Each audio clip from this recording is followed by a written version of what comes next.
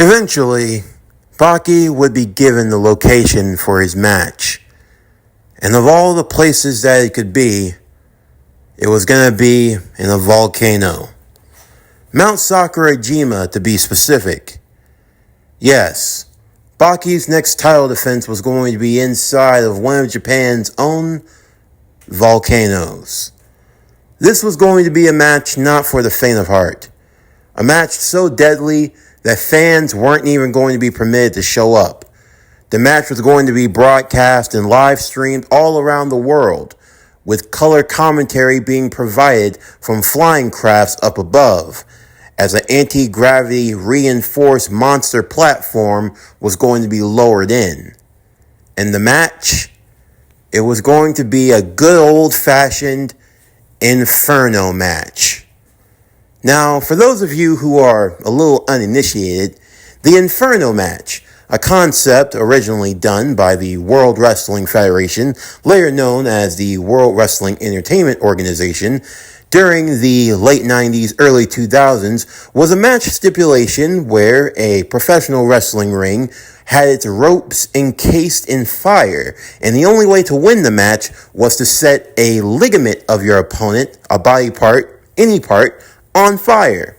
Now, of course, this was usually done to a kayfabe effect, usually the arm or the leg, and there was usually people on standby with fire extinguishers. But you could imagine that now, living in a world of monsters, metahumans, robots, and other dangerous creatures, there were no such luxuries.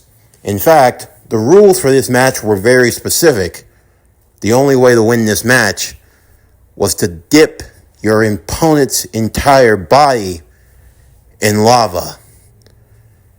When Baki got the full rules of the match, safe to say he was a little perplexed. Of all the matches that the leader could have come up with, this was his best option. So what? He's just going to go headfirst in the lava? Baki thought. I mean, if this was his big plan, then all right. But Baki would be informed he wasn't actually going to be fighting the leader per se. What exactly are you getting at? Baki asked, as the plane was descending towards the base of the volcano. You're not actually going to be fighting the leader. In this match, he's going to be having someone fighting in his place, a representative. And if the representative wins, then he'll be the Metahuman Federation World Champion. Are you serious? So this cowardly son of a bitch can't even face me like a man, huh? So, he's just going to have someone else take the fall for him? Those are the rules. As your father stated, your opponents are allowed to pick the stipulations of the match, anything they want, down to the detail. This is what he's chosen. He sure knows how to pick them. Alright, then fine. Who am I facing? Don't know yet. We won't know until you actually get there and you're in the ring. So, we'll all be just as surprised as you are. Baki was pretty sick of the surprises, but he had already come this far, so there was no point in stopping now. Without there being a crowd or anyone to placate to, there was no reason for him to do anything such as showing off or doing any grand gesture. With that, Baki would make his way up the side of the volcano, finally making it to the edge where he saw the hovering platform waiting for him on the bottom as he jumped down. Despite the heat that was bellowing all around, the platform was cool to the touch. Some of the great modern marvels of technology.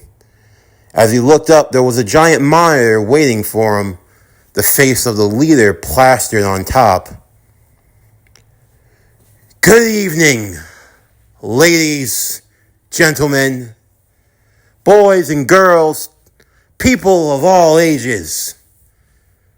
Let it be known that your leader is a gracious leader, that your leader is a humble leader, that your leader is a kind leader, that your leader not only wants to educate but entertain.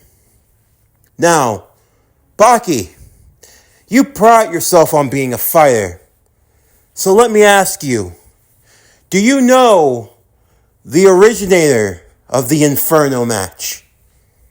No, I didn't waste my time watching this type of garbage, but I assume you're going to enlighten me. I always aim to teach, Baki.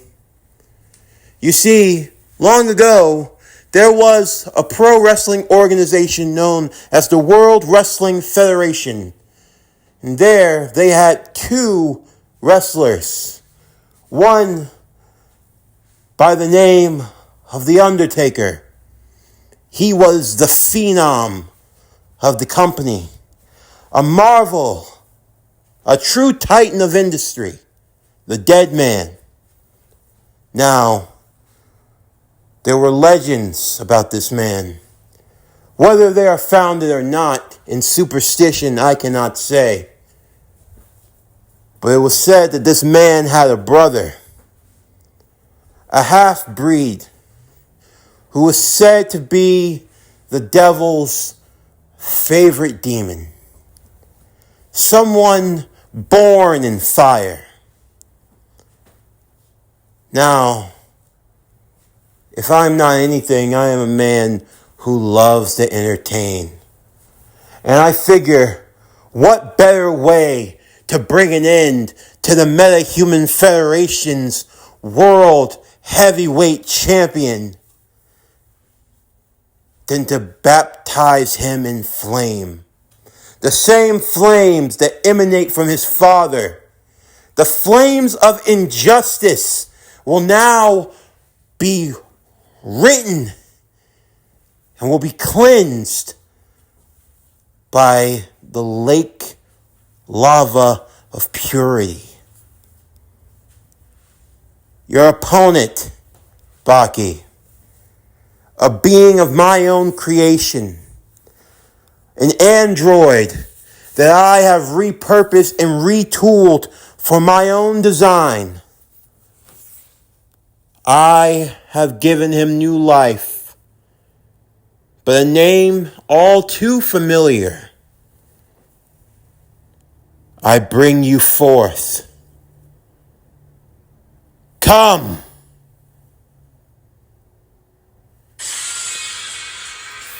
Making his way to the ring, weighing in at over 1,700 pounds, standing at over 12 feet, he is the Big Red Machine, the devil's favorite demon, Kane! Cole, can you believe this? It's Kane! It's Kane! It's Kane! I can't believe it, Taz! I cannot believe it! It's Kane! How the hell is Kane actually back? The last time I thought Kane was dead! The last time I heard, I thought Kane ran for mayor! I cannot believe it! The Big Red Machine has finally returned! He has made his long-awaited comeback to the Meta-Human Federation League, and he has now been reborn, remade by the leader. This is a coup of the century. This is not the same though, Taz. This is not professional wrestling anymore. This is something entirely different. This is the Meta-Human Federation. This is a league of pure monsters. And in a league of monsters, Cole, we got ourselves a real demon. The Big Red Machine has been remade in the image of the leader. What is Baki gonna do? This match type, it was made for Kane. Kane is making his way down to the platform. He is standing across from Baki. Baki, I don't know what he is going to do. We don't know what the leader has in store for him this time around. Kane, he is a man of few words, if any. But he is a man that is all action. He is a man that is all business. And right now, Baki has his work cut out for him. He has to set this monster, this demon on fire if he wants any chance of retaining his Meta-Human Federation World Championship. The leader would watch on from his spectating view of his own flying craft with glee, watching as his creation stepped forward to the champion. This was what he had planned for. After studying Baki and how his power worked, he realized that Baki's gamma powers did not grant him immunity from flames. So what was the best way to destroy him? This was be a form of catharsis. In this environment, a place where Yujiro would have no problem surviving, it would be the folly of his son. Almost like a way of karma. For someone like Baki, who had inherited all of Yujiro's other traits and habits and powers and abilities, his gamma powers turned out just a little bit different. And that difference would be his downfall. As Baki looked across from the big red monster, as he transformed into the green monster, Baki knew that he had to be prepared for the unexpected. Once they heard the large ringing of the bell, they knew that the match was underway. As Baki and Kane got ready for battle. As we now shift to commentary. Hello everyone, I am your host Michael Cole here with my color commentary partner Taz. We are here for the main event of the evening, folks. This is for the MetaHuman Federation World Heavyweight Championship. We are here in the Southwest Isles of Japan, inside the very waked mountain of Mount Sakurajima, here in an inferno match. Baki must defend his championship against the next member of his father's gauntlet, that being against the leader. But the leader, he has been a crafty individual, someone who claims to be a big brain, someone who claims to be multiple steps ahead. And now Taz, it seems like Baki has got his work cut out for him tonight as he has to go into the Inferno match. Tell me, what does Baki do in a situation like this? This match is not like any other kind of match. This match, there are no rules. There's no decorum. There's no strategy. There's nothing to it. You have to become something entirely different. You have to become barbaric. You have to become almost a sadist in a way, if you will, to destroy another human being or a monster, if you will, Taz. Yeah, Cole, you say monster, more like demon to me. You know what type of timing that Kane is on. We've seen the path of destruction that Kane led all throughout the 90s, from his debut at Bad Blood back in 1997, all the way up till now for him to make his return here. But this is far different. We're talking about the leader. We're talking about someone whose brain was enhanced by gamma radiation. One of the smartest people on the planet. A man so dangerous that he had to be locked up in the raft. One of the most 13 most despicable, most deplorable criminals in the world. We don't know what that mind has crafted to put inside of the big monster like Kane. And now Baki has to deal with him. And now it looks like they're about to size each other up. Baki, he has gone into his transformed state, and we see the determination in his eyes. I don't think Baki's going to be looking to play around, and we're going into the lock and tie up.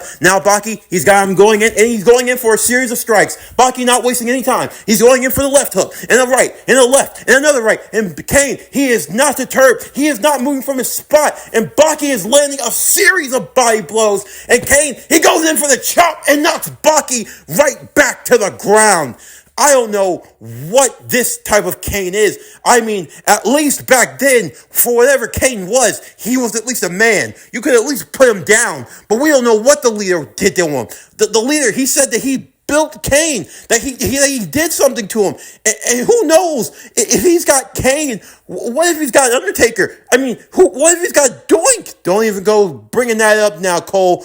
Who knows who else he's got? Papa Shango, Doink. Who knows what other type of villains from wrestling past that the leader is trying to bring back? Is this about psychological affair? Is this about mind games? Like, what was the leader thinking bringing Kane of all people into the fray? bringing him into this modern day, in this world of monsters. We live in a world of monsters now, Cole. This is a far different era from the era that we used to live in. Gone are the days of the lock and collar tie-up. Gone are the days of trying to get in a figure four leg lock. Now you're trying to rip a leg out of the socket. Now it's about trying to rearrange someone's internal vertebrae. Now it's about trying to make yourself less and less human and do things to the human body that you never meant to do before. And the leader, he is the type of man, if you can't even call him man anymore, who could do this sort of thing. And now Kane, he is stalking over Baki. Baki goes up, goes for another strike. Kane, he goes in for a right hook of his own. And he goes in for a left and a right. Baki ducks, he goes in for a flying crossbody. And Kane grabs him, goes in for the slam, knocking Baki right to the ground. And now Kane, he's dragging Baki over to the edge of that platform. He's looking to end this match early. Baki getting up to his feet, and he hits him with an elbow right to the gut of Kane. But Kane, he is not staggered. He is not perturbed. As Baki, he is continuing the flurry, laying in on those Hulk chops with those big green mallets of a hand. Tell me, Cole, what exactly do you think about Baki's chances here? I don't know. Baki has been a fighting champion. He has had to overcome the odds, Taz. He has had to overcome at every opportunity, had to overcome being jumped by the Rhino, had to overcome a 2-on-1 handicap match against the Absorbing Man and against Zax. Now, he has to overcome an inferno match inside of Mount Sakurajima. We're talking about a volcano that right now, it's reaching temperatures, the magma, it's going to be reaching temperatures of well over 4,000 degrees. And even in its transformed state, for as strong as Baki is, that lava, if he stays in it long enough, it's going to do irreversible damage. And God forbid if he transforms back into his human state. If he does that, it's game over at this point, Taz. It's just game over. I don't know, what was he thinking? I mean, what if they both fall in? I mean, at that point, what happens? I mean, if they both fall in, do you think the leader cares? Hell no, he doesn't care. He'll just take the title anyway and say he's still alive, he's still standing, he'll take the belt. And I mean, I gotta ask, what exactly is our president, Yujiro Hanma, gonna do about this? I mean, the Meta-Human Federation has now become the Wild Wild West. It has become a place of lawlessness. There's no law, there's no order, it's just the word of Yujiro, the Red Hulk, and everything is just as you say, as you go. And Baki, he's trying to be the one that ends his father's reign. But in order to do that, he has to get through his father's gauntlet. He needs to get past the leader and the resurrected Kane. Wait, Baki, he goes in for a German suplex and he brings Kane to the ground. And now Baki, he is getting on top of Kane right now, landing with a series of palm strikes. He is trying to wear down the big red machine. But they call him a machine for a reason, Cole. A machine is not like a man. A man can get tired. A man eventually gets gassed. A machine, he does not tire. He doesn't slow down for anyone or anything. And Kane, he's getting back to his feet, and he grabs Baki by the throat, and it looks like he's going for that signature choke slam. He's got Baki, he's got the Hulk raised up high into the air. Wait, no, Baki, he slips out once again, and Baki goes for a rear naked choke, and he got the Kane into the rear naked choke. What's he going to try to do, Taz? Is he going to try to choke out Kane? But if Kane is more mechanical than man now, it's not like he's going to be crushing the windpipe. So what exactly is he trying to do? He's trying to wrestle him down to the ground, Cole. He's trying to gain and establish some sort of control.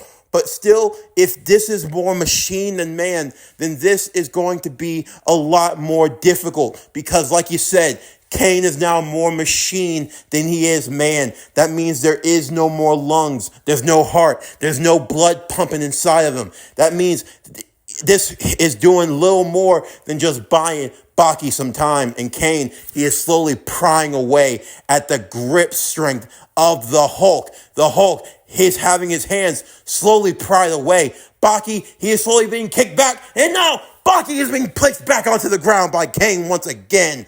The leader looking on in amusement. It looks like everything is going to plan for the leader. He looks like everything's going to plan perfectly. He is going to exact his revenge. Remember, it was Yujiro, it was Baki's father that put him in the raft all those years ago. And now it looks like he's going to be setting him up for revenge himself. Wait, no. He's got Baki. He's got Baki up. He's flipping him upside down. He's going to hit him with a tombstone pile driver. He's hitting him with the pile driver driven, spiked his head right into the reinforced platform. Folks, stay right where you are. We are going to be leaving for a commercial break, but when we return, we will be back for this World Championship clash. Will Baki have what it takes to get back off the ground, or will his championship aspirations and will his life go up in smokes? Stay tuned when we come back. Metahuman Federation World Heavyweight Championship on the line. The champion, Baki Hama, the Immortal Hulk, taking on the challenger, the leader, via his representative, the returned Big Red Machine, Kane. Inferno match, Sakurajima Volcano Championship Inferno. Stay tuned. This concludes Baki, the Immortal Grappler. What if Baki was the Hulk? Season 1, Part 8. As always, if you enjoyed today's video and everything else that we have to offer, then please don't forget to like, comment, subscribe, share, and hit that bell for post notifications so you can stay up to date on everything that is PowerCore Productions and Podcastings. That's to come out now and in the future. And stay tuned tomorrow as we continue with Baki, the Immortal Grappler. What if Baki was the Hulk? Season 1, Part 9. But anyway, that's going to do it for the end of today's video. I'm Javon Harrington with PowerCore Productions and Podcastings, signing off, and I'll see you next time.